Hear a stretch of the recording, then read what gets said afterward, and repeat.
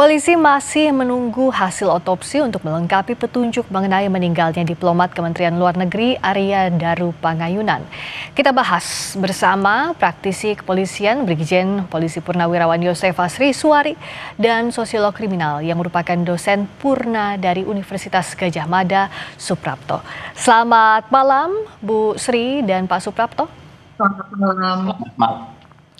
Kalau saya ke Bu Sri dulu. Ini kan harus hati-hati sekali dan cermat untuk menentukan apa yang jadi sebab kematian korban diplomat muda. Apa yang saat ini di proses saat ini yang dibutuhkan polisi untuk membuat terang perkara? Ya, baik, terima kasih.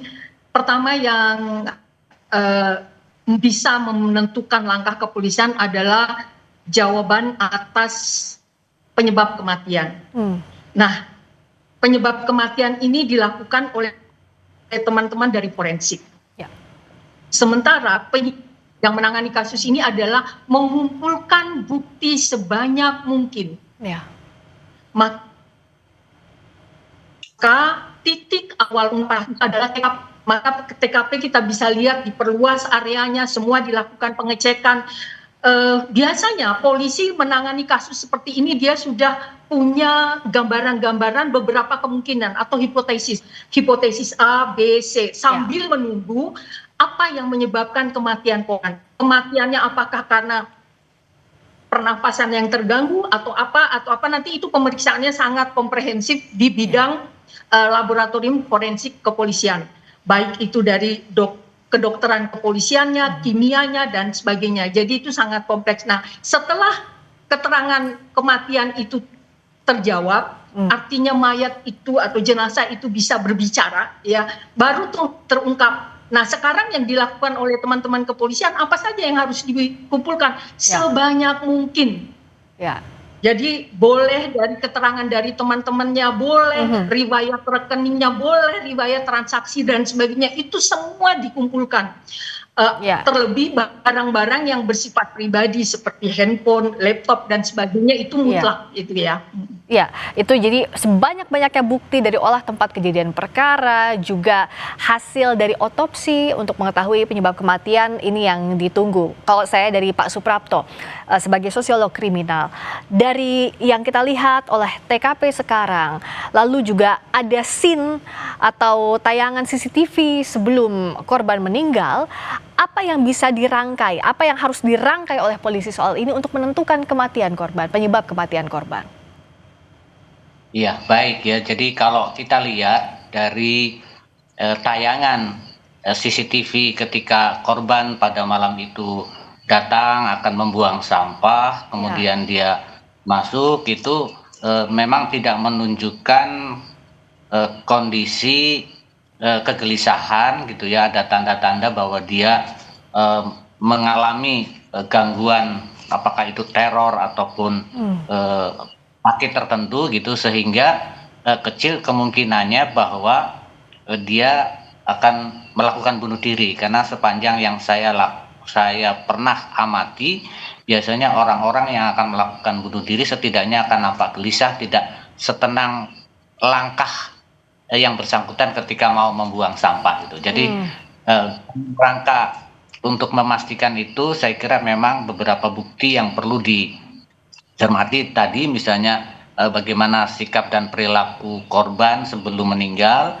kemudian juga kalau dinyatakan bahwa pintu tertutup dari dalam, terkunci dari dalam, tapi tadi ada keterangan juga bahwa ketika membuka gitu, mau menemui dan mengecek dan membuka kok pakai kunci serep gitu atau kunci duplikat, tetapi informasi yang sebelumnya kan melalui jendela. Jadi itu yang saya kira perlu beberapa data yang perlu dikumpulkan. Jadi bagaimana kondisi psikis korban itu juga perlu didalami dari bukti-bukti yang ada, salah satunya CCTV itu ya. Karena ada banyak yang harus diselidiki oleh polisi, Bu Sri. Salah satunya juga adalah profesi dari korban yang pernah menangani kasus TPPO. Bagaimana kalau dari sisinya polisi yang Bu Sri juga cermati dan juga alami, bisa mengaitkan ini, profesi korban apa yang pernah korban tangani dengan crime scene, ada tidaknya crime scene dalam kasus ini? Jadi begini, setelah diperoleh keterangan hasil forensik, apakah dugaan tadi yang saya katakan bahwa ada beberapa hipotesis. Ya. Nah, dari hipotesis ini akan terjawab pertama oleh hasil dari pemeriksaan forensik. Nah, kalau dari hasil pemeriksaan forensik terbukti atau ada dalam salah satu hipotesisnya teman-teman penyidik, maka tinggal dirangkai. Sebenarnya yang ingin dijelaskan adalah bukan sekedar penyebab kematiannya, tapi nanti lebih jauh motifnya apa sih? Nah, itu akan terjawab semuanya. Dan kita mungkin tidak boleh merangkai-rangkai, tidak boleh kata A, B, C, D, nggak ada. Jangan berspekulasi, serahkan kepada teman-teman penyidik, karena penyidik bekerja berdasarkan bukti. Kalau ada beberapa bukti saling bertolak belakang, itu juga tidak bisa menjadi sebuah kesimpulan. Jadi semua bukti yang dikumpulkan sekarang harus saling mendukung. Gitu. Misalnya, kematian korban karena gagal napas. Gagal napas diakibatkan oleh apa? Ada tekanan dari luar atau faktor dari dalam. Nah, itu harus dilihat. Umpama ini contoh. Gagal napas. Nah, gagal napasnya kenapa? Apakah dari luar? Jika dari luar, jejaknya apa? Jika dari dalam, kenapa? Jadi ada sebab akibat yang cukup panjang. Oleh karena itu, bukti-bukti yang dikumpulkan oleh teman-teman kepolisian yang berada di sekitar TKP akan mendukung ke sana. Kalau andai kata terjadi bukti itu tidak sinkron, maka polisi akan melakukan penyelidikan lagi. Jadi yang dilakukan oleh teman-teman kepolisian ini adalah langkah-langkah penyelidikan. Sangat terbuka. Jejak mungkin pemeriksaan psikotes, biasanya mungkin kan para diplomat sebelum penempatan itu selalu ada psikotes dulu. Mungkin ada itu dan sebagainya, itu akan dijadikan kajian awal. Kajian awal sehingga saling mendukung.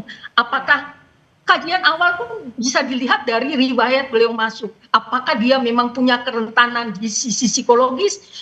Jadi apapun yang terlihat di TKP itu menjadi acuan untuk melihat, menyandingkan bukti demi bukti apakah sinkron. Gitu. Oke, jadi antara bukti dan bukti harus sinkron. Ada beberapa hipotesis yang nanti akan diuji. Pak Suprapto, bagaimana kalau dari sisi sosiologi kriminal, dari keilmuan, untuk melihat keterkaitan profesi bisa atau tidaknya dikaitkan dengan kejadian ini, dengan kematian korban, dan bagaimana untuk merangkai itu? Ya, sangat mungkin ya bahwa profesi itu akan berkaitan dengan kehidupan seseorang, termasuk keselamatan seseorang. Namun sekali lagi bahwa itu harus didukung dengan bukti yang memadai ya. Jadi menurut kami sebagai sosiolog paling tidak harus juga ditelusuri tentang riwayat interaksi atau riwayat komunikasi dan tugas-tugas yang pernah dilakukan sebelumnya, apakah juga itu mempengaruhi gitu kepada kehidupan si korban ini dalam kesehariannya dan pada waktu yang dekat, termasuk juga pernyataan dia misalnya mau pindah setelah kendaraannya laku. Itu artinya juga perlu, seperti yang juga tadi disampaikan Bu Sri, itu ditelusuri gitu motivasinya atau penyebabnya apa, mengapa dia kok ingin pindah. Ya. Kondisi di TKP sekarang jadi saksi bisu dalam kasus ini, dan tugas polisi penyidik untuk merangkai satu demi satu buktinya untuk membuat terang ada tidaknya unsur pidana dan apa yang jadi penyebab atau bahkan motif kematian dari korban. Terima kasih Bu Sri, praktisi kepolisian Brigjen Polisi Purnawirawan Yosefa Sri Suwari dan sosiolog kriminal yang merupakan dosen Purna dari Universitas Gadjah Mada, Suprapto. Terima kasih Bu Sri, terima kasih Pak Suprapto. Selamat malam. Terima kasih.